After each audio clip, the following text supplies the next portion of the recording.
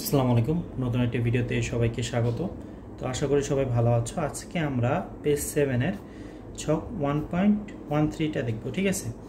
তো 1.13 এই ছকটা তোমাদের অলরেডি করেছো। তো নতুন করে আছে এখানে কি সূচকীয় আকার, অর্থাৎ এর আগে আমরা কি করছিলাম, বারবার গুণাকার, অর্থাৎ 2 গুণ 2 গুণ 2 এভাবে করে করতেছিলাম, তাই না? কিন্তু আমাদের এবার করতে হবে সূচকীয় আকারটা এখানে অ্যাড করা হয়েছে, যোগ করা হয়েছে, যাতে আমাদের এই আগে যেগুলো শিখেছি সেগুলো আমাদের সূচকীয় আকারে পরিবর্তন করতে সুবিধা হয়। তো ছক 1.13তে দেখতে পাচ্ছ বেশ কয়েকটি ঘর আছে। প্রথম ঘর হচ্ছে ভাজের প্রকৃতি, পরেরটি হচ্ছে ভাজ সংখ্যা, পরেরটা হচ্ছে ঘর সংখ্যা, পরেরটা হচ্ছে তোমার গুণাকার, দেন শেষমেশ আছে সূচকীয় আকার।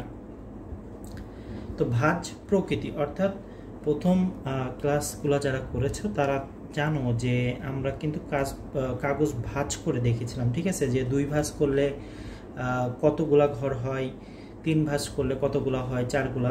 তো আমরা সেইগুলো এখানে লিখবো, ঠিক আছে? তো তুমি যদি এখানে 2 ভাঁজ করো, ঠিক আছে, যদি প্রথমে একটি কাজ নাও, সেটা 2 ভাঁজ করো, তো প্রথম ভাঁজে হচ্ছে ঘর সংখ্যা হবে কি 2, পরবর্তী ভাজে তুমি যখন যাবা তখন আবার হয়ে যাবে কত, 4, পরবর্তীতে ভাজ করলে সেটা হয়ে যাবে 8, ঠিক আছে? 8 পরবর্তীতে হয়ে যাবে সেটা 16 এবং পরবর্তীতে 32, ঠিক আছে? এটা কেন হয়েছে, এটা আসলে আমরা আগে করেছি, তো এটা না পিছনে ব্যাখ্যা করতে গেলে অনেকটা সময় চলে যাবে। এগুলো আগে যারা দেখনি তারা দেখে নিবা আগের ভিডিওগুলো। এবং গুণাকারটা কি দেখো, গুণাকারটা হচ্ছে এবার এই 2কে আমরা কি লিখলাম, শুধু 2, 4কে আমরা 2 গুণ 2 করে লিখতে পারি, 8কে আমরা 3টা 2 করে এভাবে লিখতে পারি, 16কে আমরা 4টা 2 হিসেবে লিখতে পারি, 32কে আমরা 5টা 2 করে লিখতে পারি, তাই তো? এবার সূচকীয় আকার, এটা সূচকীয় আকার কি হতে পারে দেখো, 2 কি, 2 এর উপর কিছু নয়, মানে 1 আছে, তার মানে 1 হচ্ছে সূচক, আর 2 কি, 2 হচ্ছে তোমার ভিত্তি। তো 2 দিলাম, উপরে হচ্ছে 1 সূচক দিলাম। 2 কতবার আছে, 2 বার, তো 2 দিলাম, উপরে সূচক কতবার আছে, 2 বার, তো এইটা। এবার 2 কতবার আছে এখানে, 3 বার, তো আমরা 2 নিলাম হচ্ছে ভিত্তি, আর উপরে 3 নিলাম সূচক। 2 কতবার আছে, 4 বার, তো এখানে আমরা 2 নিলাম, উপরে হচ্ছে 4 সূচক দিলাম। 2 5 বার আছে, 2 দিলাম, 5 হচ্ছে আমরা কি করলাম, 5 হচ্ছে এখানে সূচক নিলাম।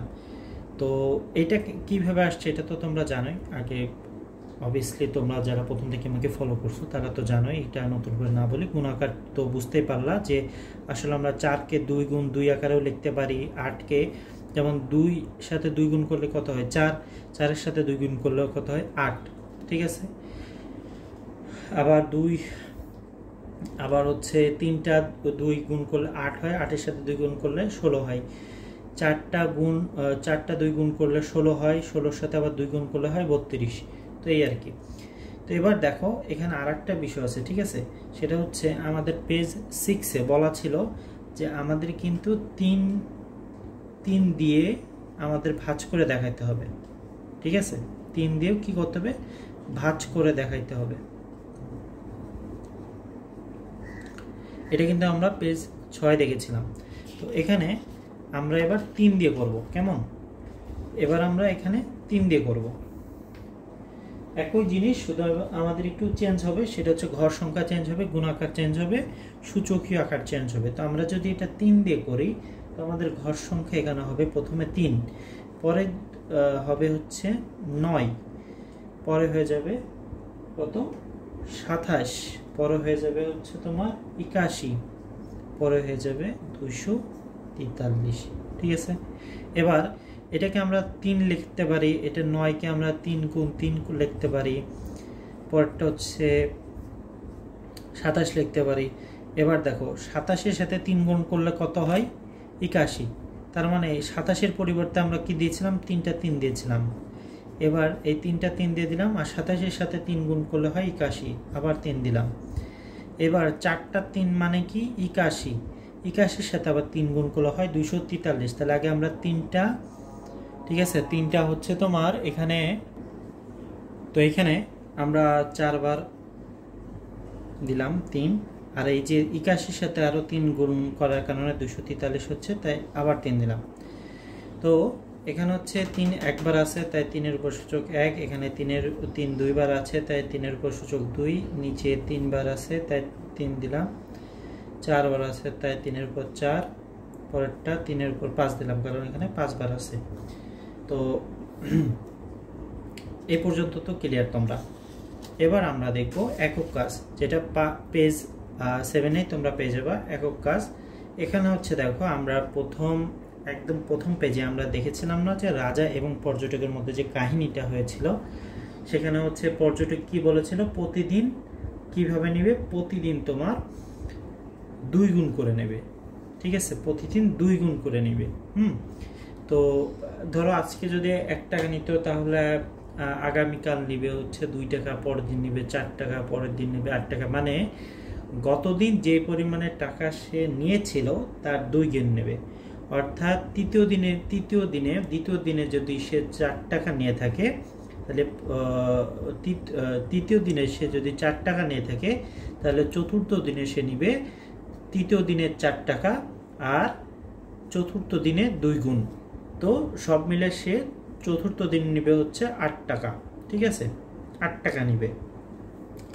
তো এখানে আমাদের কি করতে হবে দেখো, আমরা এইটা আগেও করেছিলাম, 20 দিনের হিসাব করেছিলাম, বাট আমরা কিন্তু সূচকীয় আকারে হিসাব করিনি। তো এখানে এইটাই কিন্তু নতুন, যে আমাদের সূচকীয় আকারে এখন প্রকাশ করে দেখাতে হবে। দিন 1 থেকে 30 পর্যন্ত টাকার পরিমাণ, 1 থেকে 30 দিনের যে টাকাটা এই ঘরে বসাইতে হবে, আর এখানে সূচকীয় আকারে লিখতে হবে, ঠিক আছে। তো তোমাদের সুবিধার্থে আগে থেকে এটা করে রাখছি, ঠিক আছে। এখন তোমাদের জাস্ট এটা একটু বুঝা দিলেই আই হোপ তোমাদের কোনো সমস্যা হওয়ার কথা না। সেটা হচ্ছে সূচকীয় আকার, দেখো 2 0 2 1, 2 এর উপর 2, 2 এর উপর 3, 2 এর উপর 4, 2 এর উপর 5, 2 এর উপর 6, এগুলা কেন হলো যদি সংক্ষেপে বুঝাইতে, মানে সংক্ষেপে বলি, ধরো রাজা চতুর্থ দিনে টাকা মানে পর্যটককে দেয় হচ্ছে তোমার 8 টাকা। কত দেয়? 8 টাকা। তৃতীয় দিনে দেয় হচ্ছে 4 টাকা, ঠিক আছে। তৃতীয় দিনে কত দেয়? তৃতীয় দিনে দেয় হচ্ছে 4 টাকা। দ্বিতীয় দিনে কত দেয়? দ্বিতীয় দিনে দেয় হচ্ছে 2 টাকা। আর প্রথম দিনে দেয় কত? 1 টাকা। তাহলে প্রথম দিনে দেয় কত? 1, পরের দিন কত দেয়? 2, পরের দিন কত দেয়? 4, পরের দিন কত? 8। এবার এটাকে যদি আমরা ধরো সূচকীয় আকার নেই, এটাকে যদি আমরা ভাঙি, তাহলে প্রথম দিন হয় কত? 1। তো যে কোনো সংখ্যার উপরে, এটা মনে রাখতে হবে, যে কোনো সংখ্যার উপরে তুমি যদি সূচক 0 দাও, সেটা হচ্ছে 5 হোক, সেটা হচ্ছে 6 হোক, ঠিক আছে, 5 হোক, 6 হোক, 8 হোক, সে যে কোনো সংখ্যার উপর 0 দাও না কেন, তার মান হয়ে যাবে কত? 1 হয়ে যাবে। তো এই যে 2কে যদি তোমার লিখতে হয়, তো 2 এর উপর যখন তুমি 0 দিচ্ছ, 2 এর উপর কি দিচ্ছ? 0 দিচ্ছ, তখন সেটার মান হয়ে যাচ্ছে 1। যেহেতু পর্যটক হচ্ছে রাজার কাছে বলেছিল যে আমাকে প্রতিদিন আপনি আগের টাকার 2 গুণ করে দিবেন, তো আমরা কি করলাম? 2 এর উপরে 0 দিয়ে 1 বানাইলাম, আর সেটাকে আমরা সূচকীয় আকারে এখানে প্রকাশ করলাম, ঠিক আছে। আচ্ছা, দ্বিতীয় দিনে যেটা হলো, দ্বিতীয় দিনে 2 আছে, রাজা কি বলেছিল? আগের দিনে 2 গুণ নিবে, অর্থাৎ প্রথম দিন কি নিয়েছিল? প্রথম দিন নিয়েছিল 1 টাকা। তাহলে দ্বিতীয় দিনে কি নিবে? দ্বিতীয় দিনের হিসাবটা এরকম যে আগে প্রথম দিন হচ্ছে 1 টাকা, দ্বিতীয় দিন হচ্ছে তোমার, দ্বিতীয় দিনের শর্তটা হচ্ছে 2 গুণ হবে, প্রথম দিনের টাকা এবং দ্বিতীয় দিনের 2 গুণ, তার মানে এখানে হচ্ছে 2 টাকা, ঠিক আছে। তো 2কে কি 2 শুধু 2 টাকা মানে কি 1 আমরা লিখতে পারি, যেটা আমরা এখানে লিখেছি। তৃতীয় দিনের হিসাবে আসো, তৃতীয় দিনের যখন আবার সে হিসাব করলো, ঠিক আছে, তৃতীয় দিনের হিসাবটা যখন করলো, খেয়াল করো এখানে তৃতীয় দিনের হিসাবে এখানে সে আবার কি করলো? 4 টাকা পাইলো। কিভাবে পাইলো?